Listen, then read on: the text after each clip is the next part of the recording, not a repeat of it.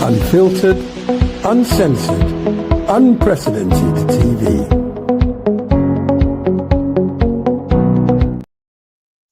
Hello and welcome to Unprecedented TV with me, Basil Valentine, host of Countdown, your weekday 1 p.m. here in London news breakdown, where I highlight the stories that should be right at the top of the corporate media agenda, but aren't always, finding information from all sorts of sources and presenting you with your very own news digest. We're going to break this show up into its constituent parts over the coming days and weeks so that you can get bite-sized chunks of Basil, individual stories on the Countdown in 5-minute episodes posted on YouTube and elsewhere on social media. Wow, well, finally here in Britain, we've got a bit of rain. It's the 1st of September. The kids go back to school. Summer is technically over, although I always tend to give it another week or two, mid-September, in terms of when the weather really starts to change. Still nice and warm, but I'm delighted to say we have had some rain finally here in the United Kingdom in the southeast. Much needed for the gardens. But it's one of the few bright sparks as we go around the world, which is as troubled as it was before the weekend, I'm afraid to say, if not more so. And the number one story on the Countdown today, if for no other reason than, of course, because corporate media does absolutely everything it can to hide the atrocities in Gaza. The Guardian even had the cheek to publish an editorial over the last couple of days complaining about the massacre of journalists, saying that Israel is massacring journalists in Gaza so that it can do its dirty work in the dark. Well, we've been telling you that for 2 years, Guardian, and even to this day you continue to push the atrocities in Gaza down the memory hole, down the order of importance, down the news cycle, at every opportunity. Today, of course, the big headline globally is the earthquake in Afghanistan, which appears to have claimed about 1,000 lives. But here on Countdown, I'm not going to focus either on celebrity tittle-tattle and gossip or on what the late Harold Wilson used to call the radiators in primary school level of politics. The point being that everybody wants to see hot radiators in primary schools in the winter, but it's not really one of the great geopolitical issues of our time. Likewise, natural disasters. We can't do anything about them. Here at Countdown, we focus on the politics, on the great issues of the time and how they're dealt with by the media. And all of those issues, of course, the number one today, as it will be for the foreseeable future, has to be the genocide in Gaza. And from that score, for our first report, I'm turning to Al Jazeera, one of the few news outlets with any reporters still alive on the ground, though, of course, as we know, Israel's been doing its best to murder the lot. But this report gives some indication as to the horror on the ground today. 22 months ago, this area used to be a favorite spot for people just going out. This is Gaza Coastal Road, a seaside road, or better known as a Rashid Road, connecting the entire Gaza Strip from north to south. Family used to come here for a brief walk, and the children play by the waves here. And for others, it was just a moment for fresh air away from a crowded city. Today, this road and the entire beachfront tell a different stories. What was once a place of leisure and fun for many of the families here, taking a moment away from a crowded city, have turned into a lost refuge for people. Thousands of displaced Palestinians have set up their makeshift tents right at the beachfront here of the coastal road, and there's still many more are still pouring into the area as displacement orders are still taking place. We're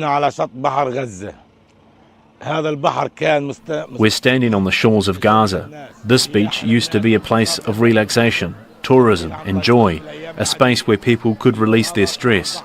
Today it has become a place of refuge, a site for makeshift camps. The sand, once a symbol of leisure, has now become a source of illness for children and all of those displaced.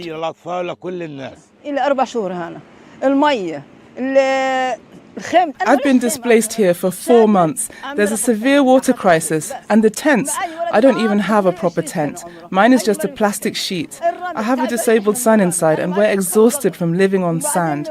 I suffer from diabetes, high blood pressure, and very poor vision. I'm a widow with no one to support me. I walk barefoot on the sand. I don't even have clothes. We're exhausted. We die 100 times a day while still alive.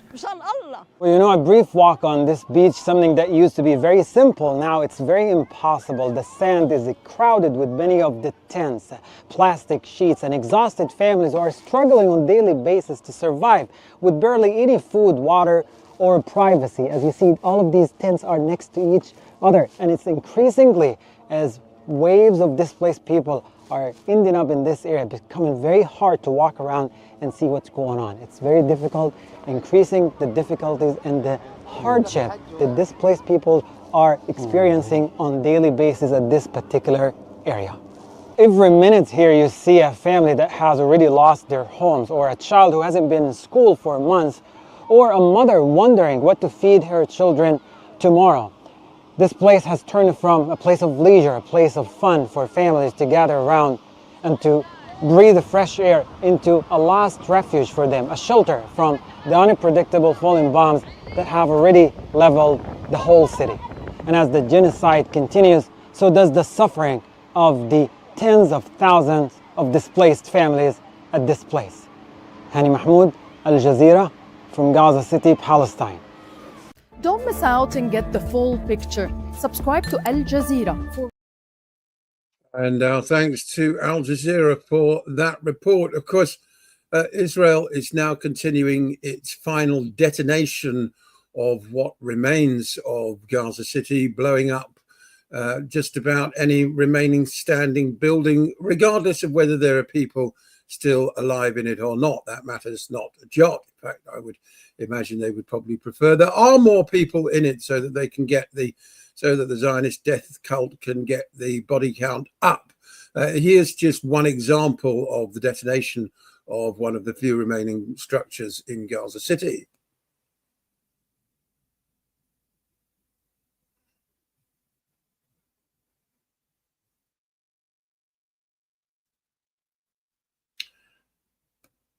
There you go. And apparently an Israeli TikToker soldier wanted some footage of a tank, Merkava tank, blowing up a building. So they just randomly picked a house from which Palestinians had been ethnically cleansed and decided it would be fun to blow it up with a tank shell, as we can see here.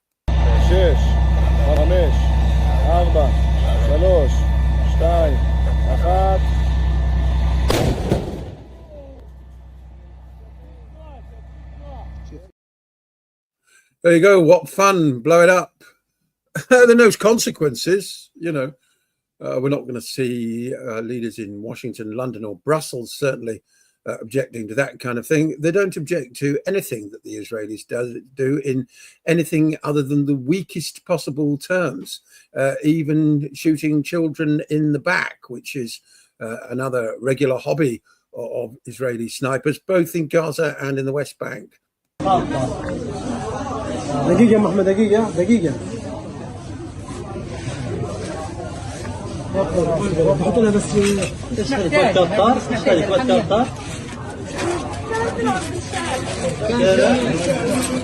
غير شارع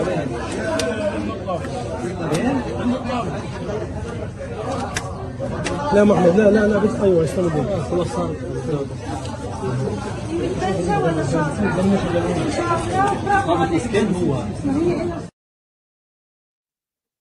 Doubtless they'll be disappointed that she wasn't killed by that bullet. Fortunate circumstance meant that it did not penetrate her thoracic cavity. No such luck for these people.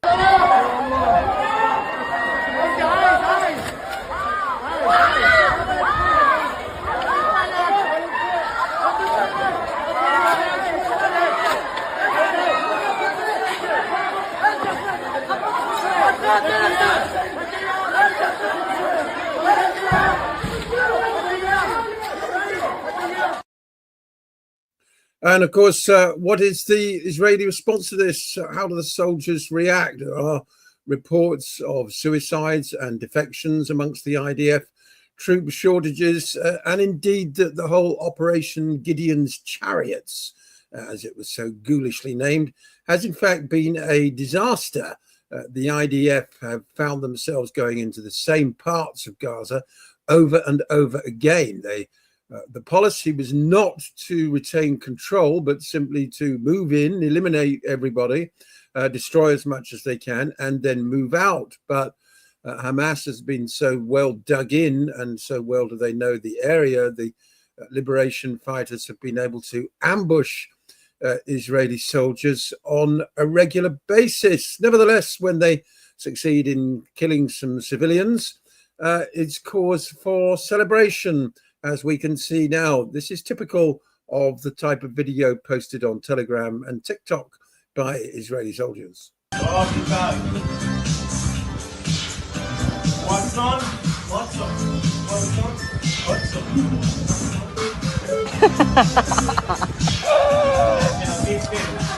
אלה הרגו, אלה 20 מחבלים, אלה, תסתכלו.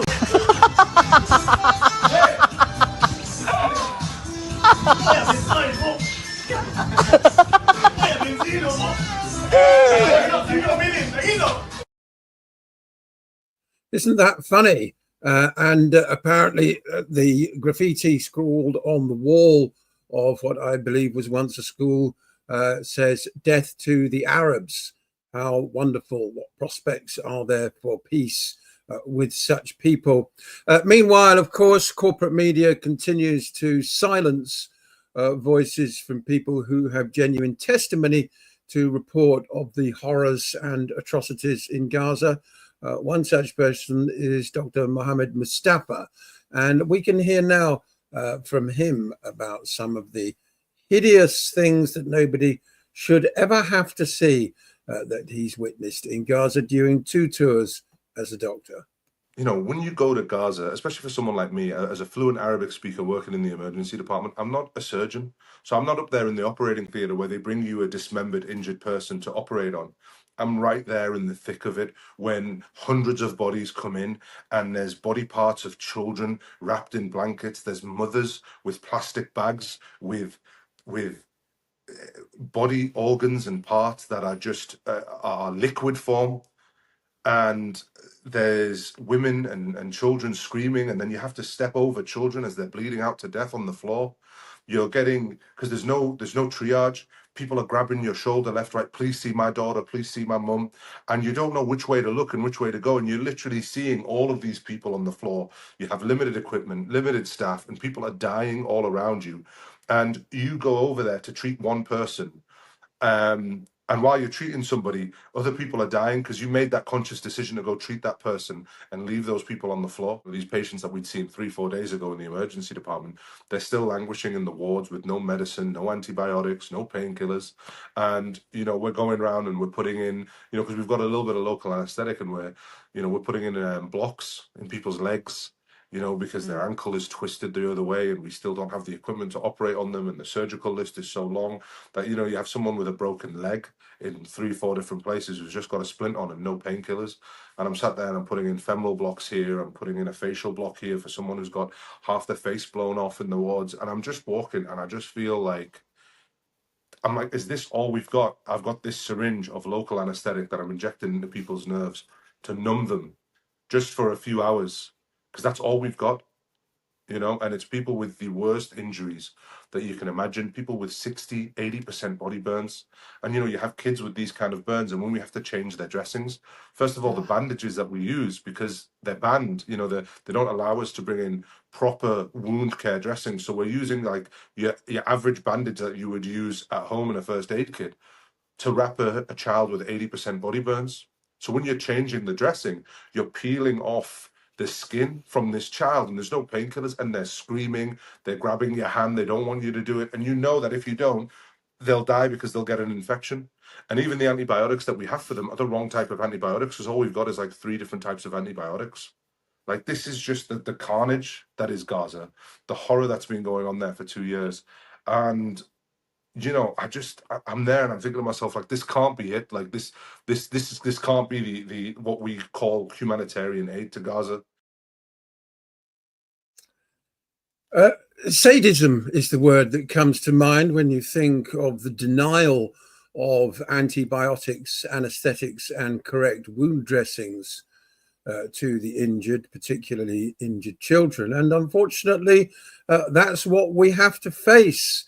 Israeli sadism. If you look at Israel's own media, it's not difficult to find examples. I'll provide some later in the week of Israelis seemingly taking great pleasure in the suffering of the Palestinians. Really quite breathtaking stuff. And yet this is the army that Michael Gove, the Conservative MP, thought should be nominated for the Nobel Peace Prize. In fact, the whole of that rotten carcass known as the Conservative Party, certainly at the top, the likes of Robert Jenrick, Kemi Badenoch, etc., they all say that all this pain and suffering is all the fault of Hamas. Well, on that logic, if I turn up and smash you in the face with an iron bar, Michael Gove, it's your fault because you are such an objectionable moron. I don't care whether you did anything to me. You are simply blaming the victim, and you deserve exactly the same. In Gove's case, indeed, I would venture to suggest with almost anybody continuing to defend the satanic Zionist entity at this late stage in the Holocaust, they have to examine not only their own conscience, but their whole energetic signature, because I think in many cases they'll find that they are the victims of intrusion by demonic forces. I don't want to get too much into the woo-woo stuff. I'm hiving that off for another show, which I'll do occasionally at the weekend. But the fact is that over a long period of time, entities can become embedded in people and cause them to completely lose their, well, not only their moral compass, but indeed their entire sense of self and who they are. Why organizations like the Conservative Party, which is supposed to be sort of representing the Church of England, Christianity, agricultural Britain, the middle classes, why it should want to ally itself so irredeemably to the forces of darkness, I've got absolutely no idea. It's the result really of decades of propaganda and brainwashing. I think a great process of education is needed to bring the vast swathes of the British public, probably actually about 25% of all voters who continue to support Israel, up to date, not just with what it is today, but with what it's always been, the expulsion of 75% of the population of historic Palestine in 1948 and the subjugation of them thereafter with increasingly violent and genocidal means. There's no logic to it. The message of Jesus Christ is one of compassion, mercy, and loving thy neighbor as thyself. That was the whole point of the new covenant. That was the whole point of the incarnation, a modification of the harsh rules of the Old Testament. No longer an eye for an eye, but turn the other cheek. But it seems the Conservative Party, along with all the other talking head Zionists, prefer the ways of the Old Testament. They reject Christ. They are anti-Christ. And you don't have to look very far to see the result of that, with the appalling, dehumanizing barbarism that's been unleashed on the people of Palestine, and which often spills over onto the streets of Britain and other European cities, the United States, of course, which is firmly in the grip of the Antichrist forces, Certainly on Capitol Hill, that's the case. We've had the bizarre business in the last few weeks of under Marco Rubio, I believe, pathetic little popinjay, one of these,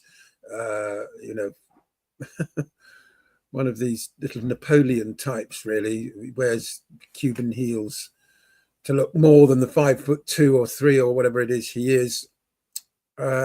Doubtless the rest of his anatomy is similarly scaled down. So to make up for it, he has glued himself to the satanic forces of Zionism, to the extent that the groveling leader of the Palestinian Authority, Mahmoud Abbas, and the rest of his quisling delegation to the United Nations have been denied visas to attend the General Assembly this month.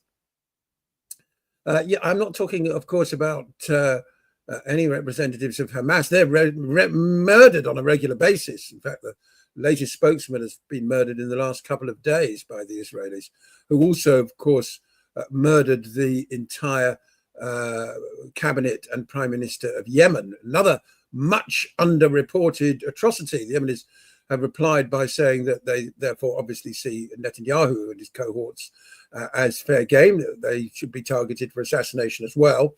And given that we have deafening silence from the likes of our own prime minister and other Western leaders, I can only assume that they similarly regard government officials as legitimate targets. So they themselves perhaps might find themselves in the crosshairs. Anyway, I digress. The UN must therefore be moved if pathetic weaklings like Marco Rubio are going to be allowed to dictate who is allowed into the United States for diplomatic purposes, in clear contravention of the UN's agreement with the United States to provide unimpeded access to dignitaries of all foreign countries to attend the UN, then the UN has to be moved. It's as simple as that. And that's the message which was posted earlier today on X. The Israeli-controlled U.S. State Department has banned the visas for the Palestinian delegation set to attend the UN General Assembly in New York in a couple of weeks. This is the first time this has happened in the history of the UN, and it is a violation of the U.S.-UN agreement that says that the U.S. will grant visas to UN delegates. The State Department says they're doing this because the Palestinian Authority, which governs the West Bank and has nothing to do with Hamas, must end their appeals to the ICC and the ICJ to recognize a Palestinian state. 147 UN allied nations already recognize a Palestinian state, and France and Canada are set to recognize them next month as well. The US keeps vetoing it, which seems to be in direct conflict with our alleged foreign policy of a two-state solution, two states, Israel and Palestine. Obviously, we're full of shit, and all we want is a one-state solution, with that one state being Israel, which is why we are complicit in this genocide. We are truly an evil nation. It was not enough that we barred injured children, children injured by our weapons, maimed by our weapons. We banned them from coming to the United States for medical care. That was not enough. Now we're going to ban the Palestinian delegation for simply wanting to be recognized as a state, that they exist. All the Palestinians are allowed to do is just suffer, and preferably suffer in silence. It's truly evil. We are the most evil nation. The world needs to boycott us. Please, I beg you, please, please boycott us.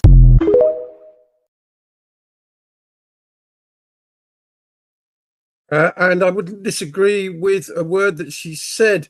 Interesting that Rubio's reasoning for denying visas to the Palestinian delegation flies in the face of long established American foreign policy, which, as she says, is the so-called two-state solution itself a delusion.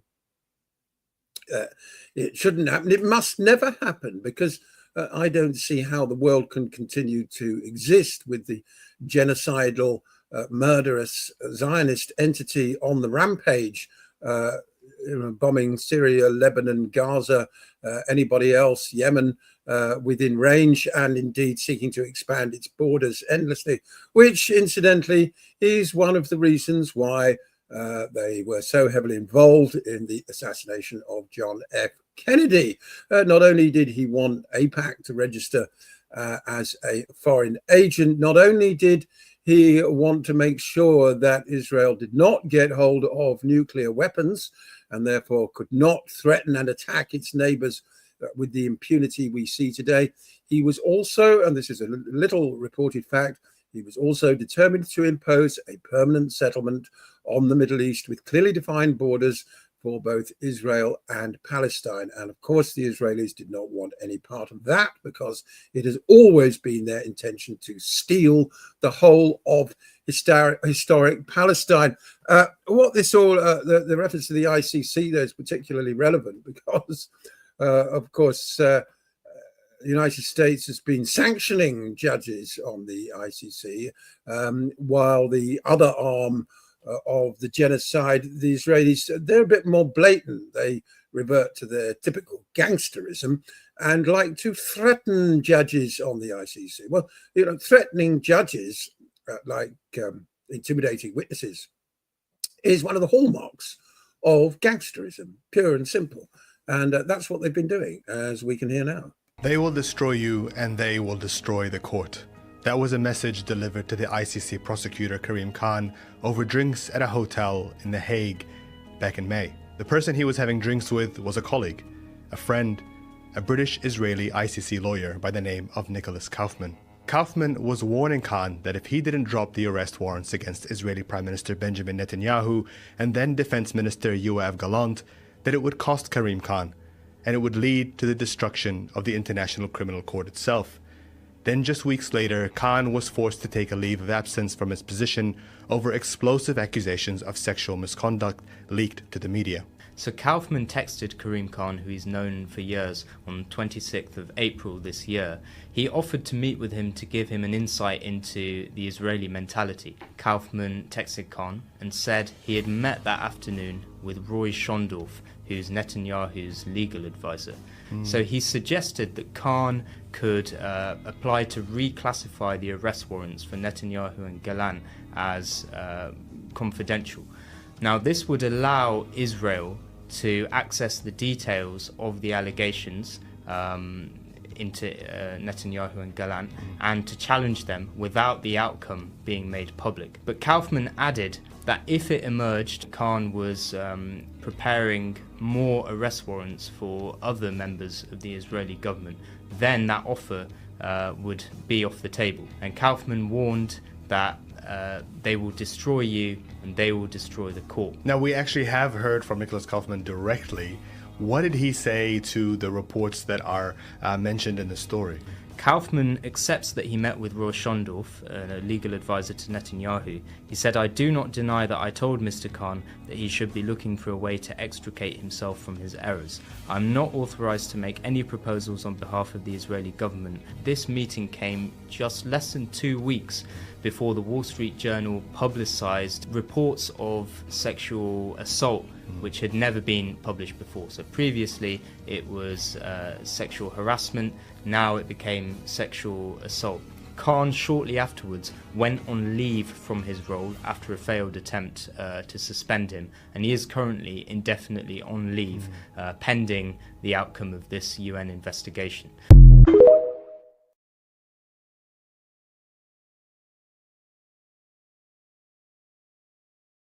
We can only hope, really, that international law will be allowed to prevail in the case of Netanyahu and Gallant, but others need to be indicted as well. We need to see indictments for Joe Biden, for Antony Blinken, for Kamala Harris, for Donald Trump, for Keir Starmer, for Rishi Sunak, for all Ursula von der Leyen, of course. My God, she should be one of the first. These people are not above the law. They are complicit in the ultimate crime of genocide, in many cases being active accomplices to genocide, and they must be punished accordingly. Otherwise, we're in hell. Simple as that. One of the very few bright sparks amongst American politicians, so of course he doesn't go nearly far enough, is the senior senator for Maryland, Chris Van Hollen, and he's actually taken himself to Palestine on something other than one of the APAC junkets, and has actually been seeing for himself some of the horrors unfolding, as we can see now. Jeff Merkley and I are here at the King Abdullah II Air Force Base in Jordan. What you see behind us are the C-130s that Jordan's been using to provide humanitarian airdrops over Gaza. You can see that Jordan is very focused on trying to make sure that they get aid to people in Gaza, whether by trucks, which is of course the most efficient way, or by air. Jeff and I wanted to go into Gaza to see firsthand the destruction, which we've seen in photographs and by eyewitness testimony. But we were denied that opportunity to go in on the ground. We are really hoping for the opportunity to fly over Gaza, to be able to witness firsthand exactly the scale of destruction in Gaza. So far, we've not been able to go. But this operation here is one part of what needs to be a worldwide effort to surge food into Gaza to stop starvation. And that's what Jeff and I have been so focused on. Well, and speaking of a worldwide effort, in a warehouse just a distance from here, there is food from a dozen nations that are saying, we want to contribute to taking on the starvation in Gaza. And the Air Force here has done an extraordinary job in coordinating that aid, getting clearance, doing these airdrops, getting in critical food. This, of course, is not the best way to get food into Gaza. Trucks are far more efficient. They cost a lot less. But this is symbolic of how important it is to do everything possible to address the famine in Gaza. Of course, we're calling for a ceasefire. We have for a long period of time. We are calling for the return of the hostages. We met with the hostage families. The entire situation is an extraordinary catastrophe, and it needs to end. The war needs to end. The ceasefire needs to be there. The hostages need to be returned, and a vision needs to be developed to have a possibility of two states for two people, a thriving opportunity to prosper in a peaceful world for the Israelis and the Palestinians. Yes, we need to end the war in Gaza, bring all the hostages home. That was the clear message we heard from the hostage families. In the meantime, we need to surge humanitarian aid in the Gaza. People are starving. And anybody who tells you that people are not starving in Gaza is lying to you. And it's outrageous that the United States of America at the UN was the country that voted no on a resolution saying that we need to end man-made starvation in Gaza. Anyone who denies that is lying to you. One wonders whether the US would have voted no and vetoed that starvation resolution if there was a Democrat in the White House. Probably policy seems to be virtually indistinguishable, although you could make a claim that for all his protestations of wanting to make peace, the Trump administration is even more closely allied to the fascists in Tel Aviv than the previous genocide Joe and Butcher Blinken. Jeff Merkley there with Chris Van Hollen is the junior senator for Oregon, both Democrats, of course. Interesting that Jeff is talking about the two-state solution. I wonder whether that will see him prevented from returning to the United States, but on the same reasoning Marco Rubio said for not allowing the Palestinian delegation in. Simple as that. The two-state solution, that's been US policy for a long time, but not anymore, it seems. Very quietly, that's been dropped in favor of the total erasure and ethnic cleansing of the Palestinian people. And indeed, people say that the $100 million that Miriam Adelson gave to Donald Trump in advance of the last election was for his assurance that he would not stand in the way of the theft of the entire West Bank.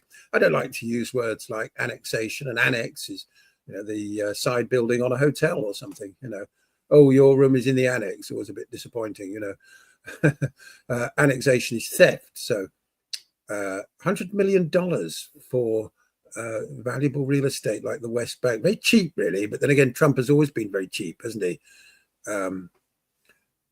Absolutely obscene what's going on. And with respect to the hostages, the latest, of course, because there's always talk of these ceasefire resolutions, deals, the Qataris, the Egyptians. Netanyahu, who shall not be named, apparently wrote the latest ceasefire proposal. It was then submitted to the Palestinians, to Hamas, via the Egyptians. Hamas agreed to the proposal for the ceasefire, and Netanyahu then rejected it. He rejected the deal that he had written himself for the very obvious reason that he wants to carry on killing and ethnically cleansing the Palestinians. That is the overwhelming will of the Israeli government and indeed the Israeli people. Occasionally we get a Western politician piping up and saying perhaps enough is enough, but the European Union, unfortunately, continue with their complicity in the genocide. This is an interesting chart. It shows the recipients of EU startup funding for business, of course, which countries have received the most. France at the top there with nearly $1 billion, euros, 887,000 million. Israel there, look, number 5 on the list. And believe it or not, at the getting more for business startups than Sweden, Finland, Italy, Ireland, Belgium, all these other countries. And of course, it isn't even in the EU. But it enjoys this special favoured nation status. And European foreign ministers last week could not agree on any action against the genocidal entity. How pathetic is that? How absolutely morally bankrupt is that? That they continue funneling money to them. One person who I hope was on the right side of that debate is the Danish Foreign Minister, Lars Rasmussen. And we can hear now his plea to the Israeli people, which sadly is likely to fall on deaf ears. But at least there's the odd European politician speaking up. Good evening. I have a message to the people of Israel and to the government in particular. A message from a long-standing friend, a message from Denmark. You must bring an end to the human suffering in Gaza. Instead of listening to the outcries from the international community, you have unfortunately chosen to further escalate the offensive. But the world is watching, and we want a ceasefire in Gaza now. All hostages must be released immediately as well. The Danish government have urged you to change course for a long time, and we are ready to help. Thousands of civilians in Gaza are in need of medical treatment, not only because of the war, but because they suffer from life-threatening diseases. So something must be done. That's why I have sent a letter to Gideon Saar, my foreign minister colleague, yesterday with a proposal to the Israeli government. Denmark is ready to help cover costs related to treatment of civilians from Gaza at better and safer hospitals in East Jerusalem, so more people can get the treatment they need closer to their homes. We also stand ready to send Danish medical staff to hospitals in East Jerusalem upon request. This will not bring an end to the conflict, but it could save the lives of many civilians, innocent men, women and children. So please allow patients from Gaza to be treated in East Jerusalem.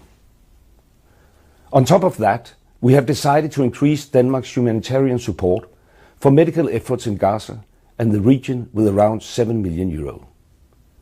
Things need to change now. I hope you are listening.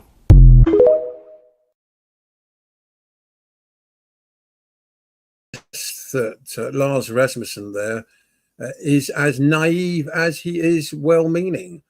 He seems to think that the Israelis, Gideon Saar and the rest, are somehow troubled by the suffering of the Palestinian people and want to bring a swift end to their pain. Nothing could be further from the truth. East Jerusalem, well, the Israelis regard that, of course, as their own property. They've no interest whatsoever in humanitarian assistance from everybody and have been doing everything they can to block it. People like Rasmussen need to wake up to the fact that they're dealing with a bunch of demonic sadists and that the usual pleas are falling on deaf ears. I wonder how long it'll take. It's already too late, unfortunately. Another European politician speaking out, this one a member of the pointless talking shop known as the European Parliament, is Michael McNamara. But let's listen to him for a minute anyway. But Israel is no longer involved in a defensive war against Hamas in Gaza. It is engaged in war crimes in Gaza. It is also seeking to emasculate the Palestinian people in the West Bank while people's eyes are diverted to the horrors of what it is doing in Gaza. Israel's attack on Iran was not a defensive strike. It was an unlawful and unprovoked strike designed to subvert the negotiations that were taking place between Iran and the Trump government. Madam Callas, you rightly call for the respect of international law in Ukraine by Russia, but those calls are fatally undermined by your failure to do the same in Israel. The European Union must suspend its trade association agreement now, and Germany, which, because it fuelled a genocide against Jews, now feels obliged to fuel another one, must end its arms shipment to Israel. That was the Irish MEP Michael McNamara. Finally, I've made it to the number 2 story on the countdown today, and it's a much more hopeful one. Of course, set against the horrors in Gaza, we have the bright spark of the Freedom Flotilla, which set sail, partly at least, from Barcelona yesterday, and some truly inspiring footage has been released to social media, as we can see now.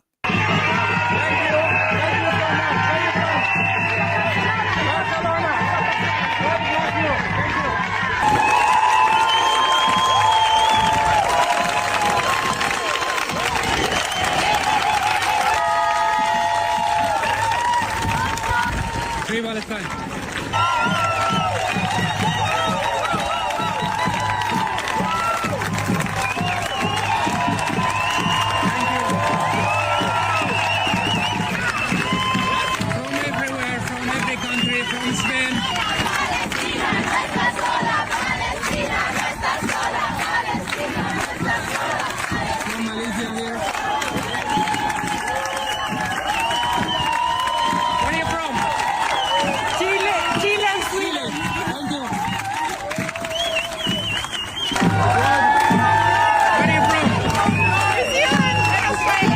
Australia.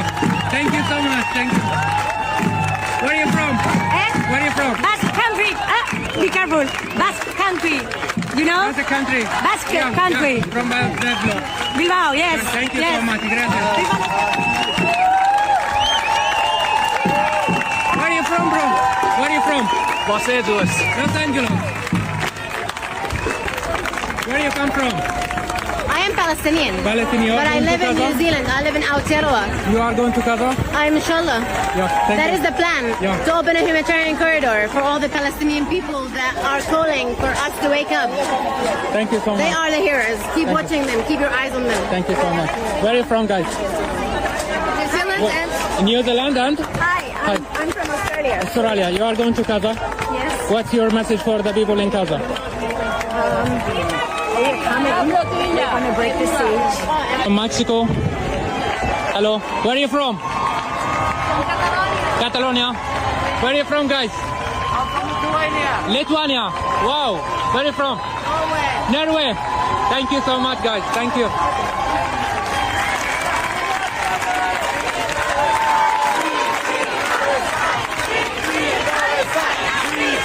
Fuck the idea.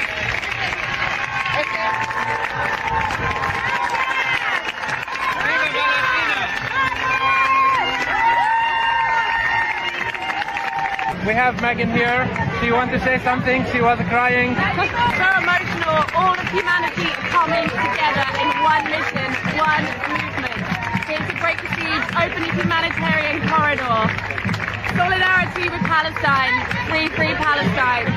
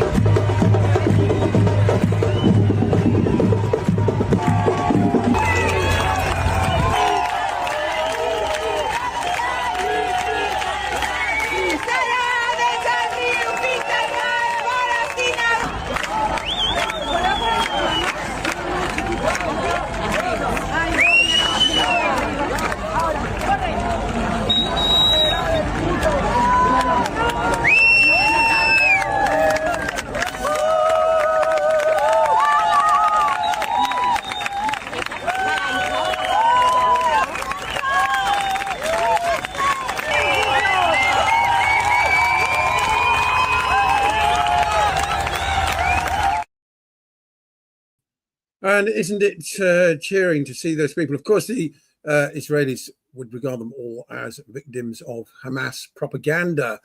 Likewise, the thousands of people who gathered in Stockholm in Sweden over the weekend in a somber and silent protest against Israel for those murdered in Gaza.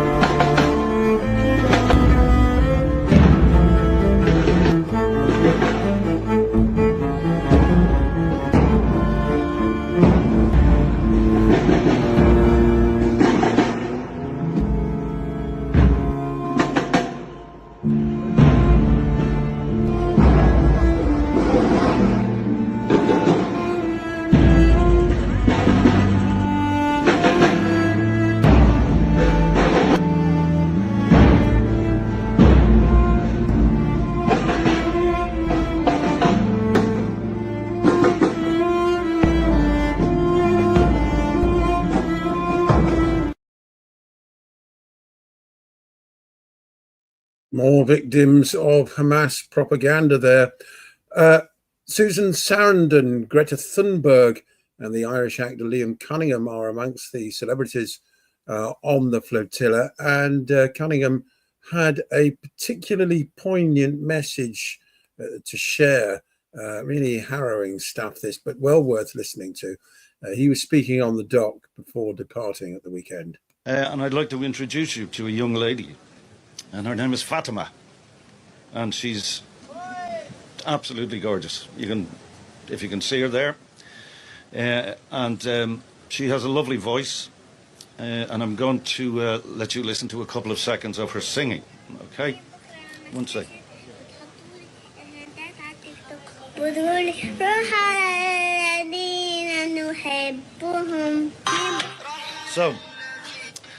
So Fatima is singing that song because she's making arrangements for her own funeral. She wants that song sung in the event of her death. What sort of a world have we slid into? What sort of a human hole have we found ourselves in when children, beautiful angels like that at 5 or 6 years old, are making their own funeral arrangements? Where does that leave us? How are our children and our grandchildren going to look back at this horrific episode in the existence of our species? How can we look at our grandkids when they look at us and say, how did you let that happen?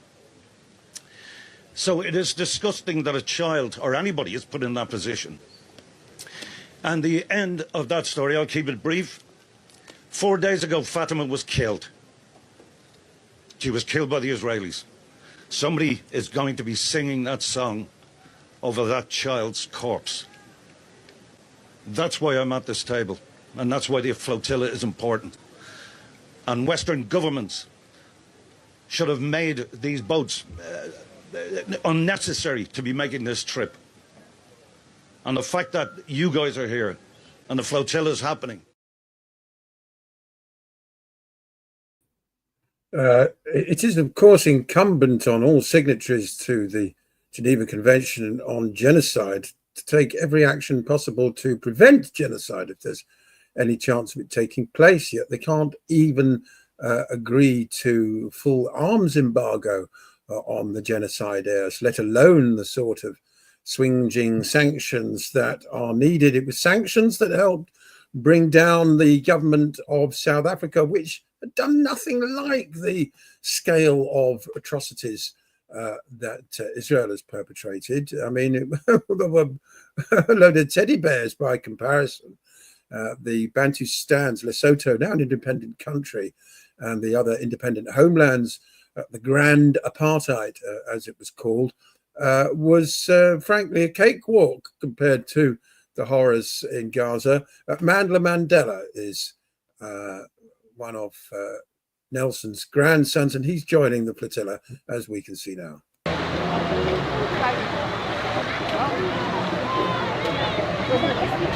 We are proud, comrades, to say that we have over 40 boats that we have been able to mobilize with 44 countries that have come together.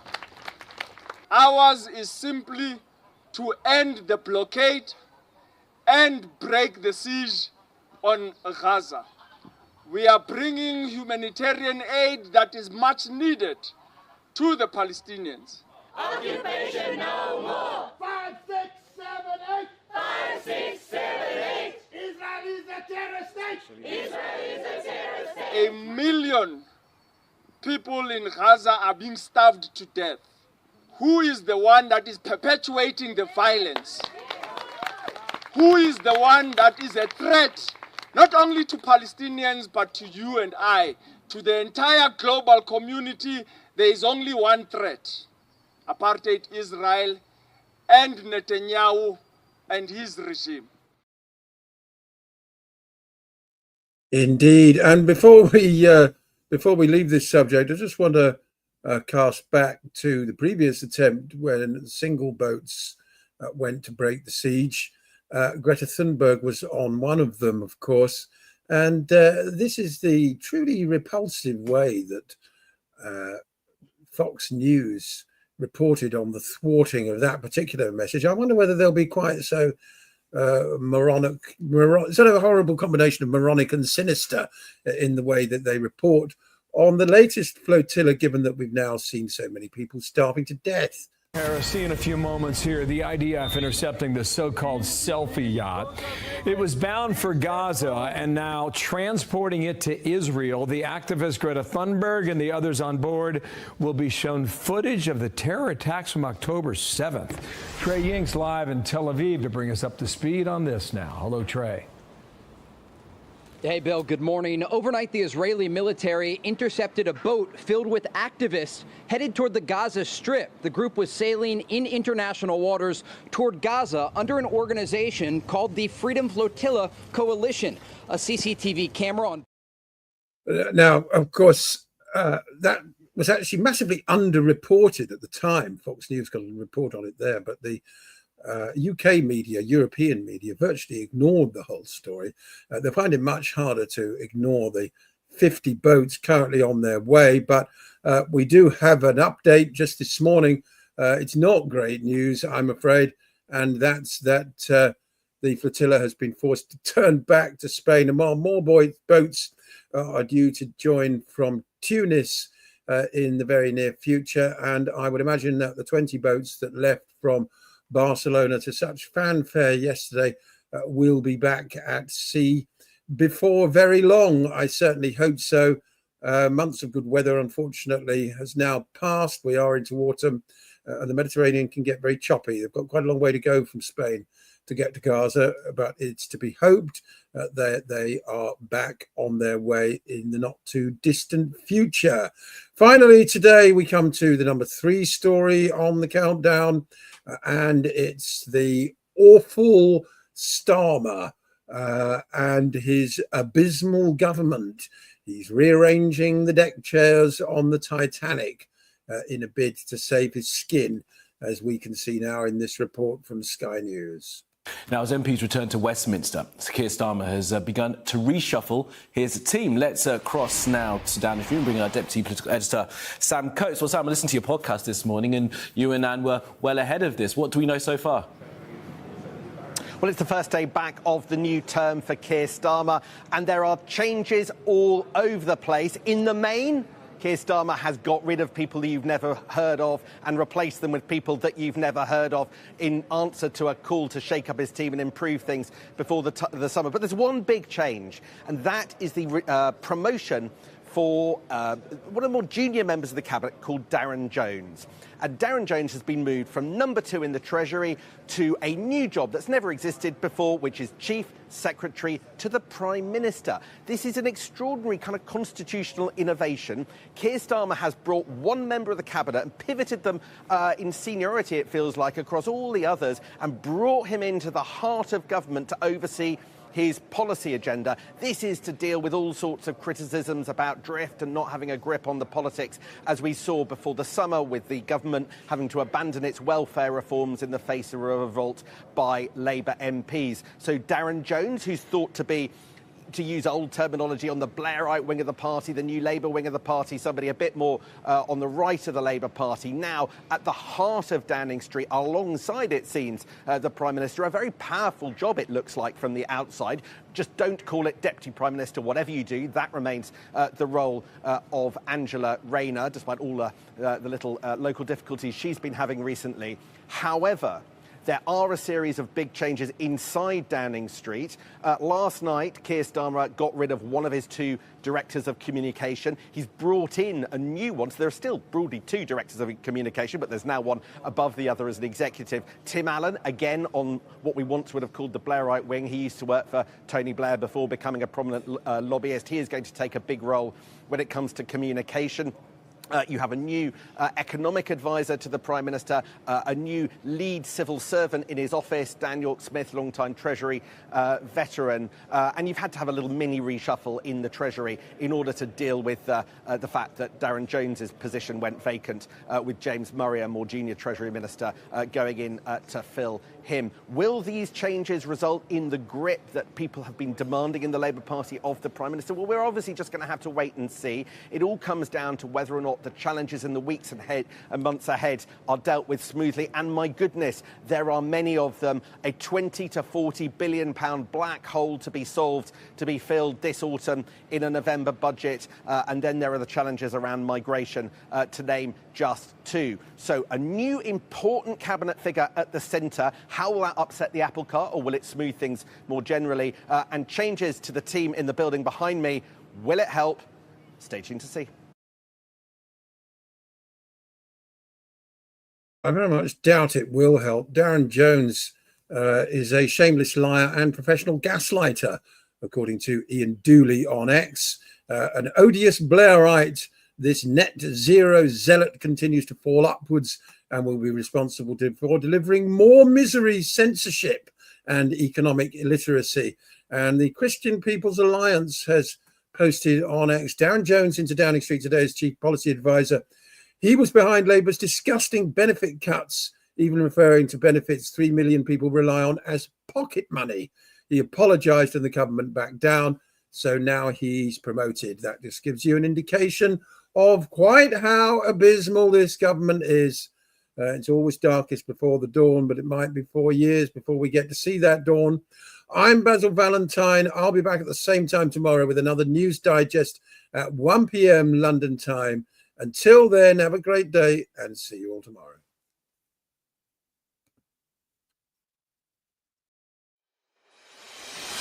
Unfiltered, uncensored, unprecedented TV.